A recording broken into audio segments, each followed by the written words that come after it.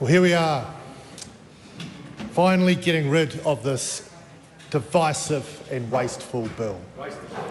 Now, unlike James Meagher, I'm not going to spend 10 minutes whining about process, but I will say two things. Firstly, there are 105,000 submissions that aren't on the parliamentary record today. And to suggest that that's all okay is false. And there was a room down in the corner with 24 boxes of handwritten, typed submissions, hard copy submissions that you had to go in and rifle through if you wanted to find something. And if you wanted to find a particular submission, you had to name it. You had to name the submitter. And I'm sorry, but I don't know 307,000 people.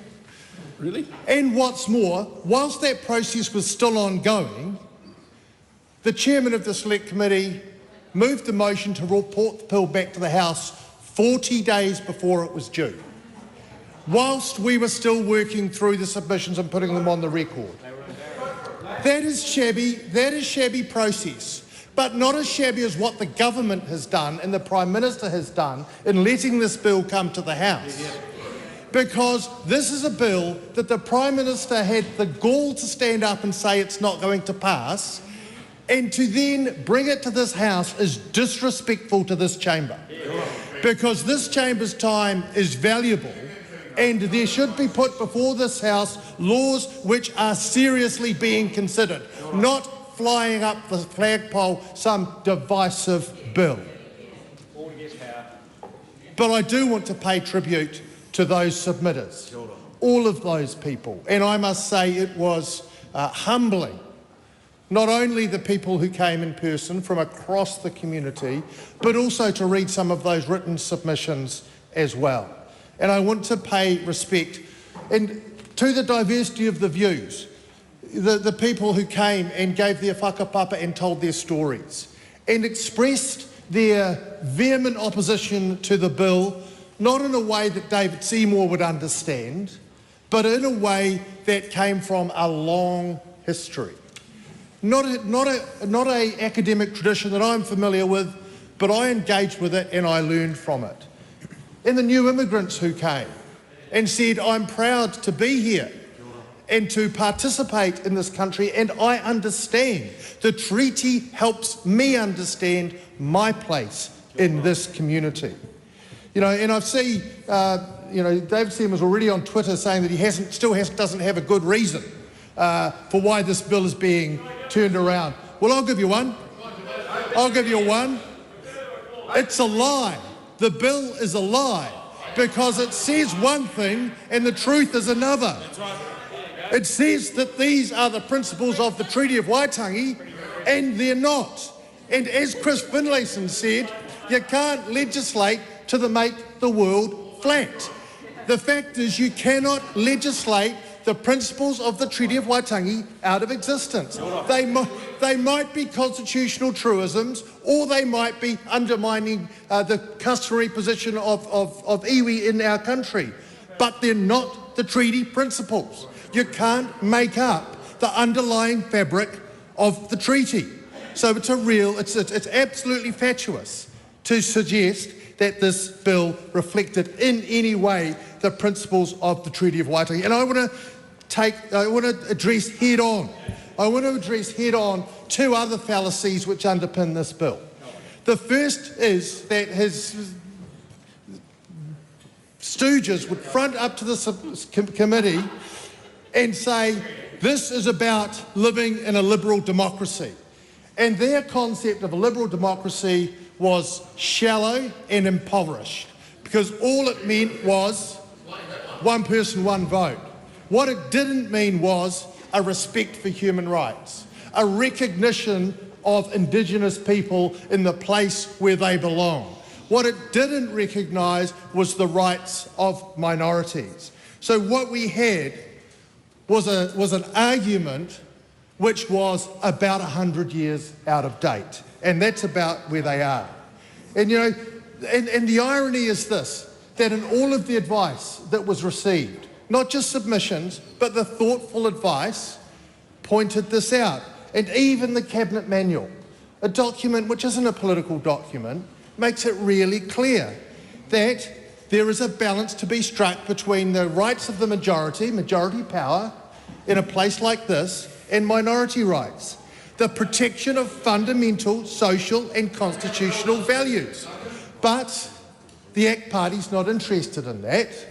They're interested in a radical individualism which doesn't recognise that there are communities of interest, that there are differences between people, and that in a modern liberal democracy, as Bronwyn Hayward so thoughtfully put, there is a duty to protect those people who are vulnerable, to respect Indigenous rights, and to ensure that the majority does not oppress the minority. So that's what a modern, functioning liberal democracy is. They don't want that, Kieran McAnulty. They want the opposite. They want to go back 100 years and live in a radical libertarian world. The other argument they want, and I want to go head on, and the ACT member on the committee would constantly put to submitters the following question: does the Treaty of Waitangi give different rights based on ancestry? This absolute trope of inequality. Now, the lie in that, the falsehood underlying that statement is that difference is inequality, and it's not.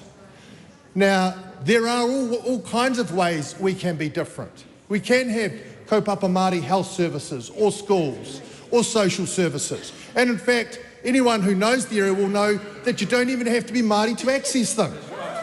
They're for everyone. But to suggest that to deliver services in a particular way to best serve communities is in some way unequal is an absolute fallacy. And time and again we heard the resource management trope come up. David Seymour himself mentioned it today. Now, we pressed on that because if there's something there we wanted to know. We asked the question, what is it? What is the special advantage that Māori have under the Resource Management Act? No one could put their finger on it. And if it's a special advantage, if it's a special advantage for mana whenua to be asked about a project that might impact their customary rights, well, that's a world I want to live in, because that's actually respecting customary rights and property interests. And you should be respecting that as well. And the suggestion, of course, the suggestion that Māori are precluded in some way is just false. The provision of services, the fallacy is that the provision of services should be in a non-Māori way. And what that does is essentially exclude the reality that there is more than one way of doing things, that we can do things which are equal and different, and that's not appropriate. So what we have here is a situation where 300,000 people have stood up, and many people at Select Committee spoke up. But over there, they stood by. They stood by and did nothing.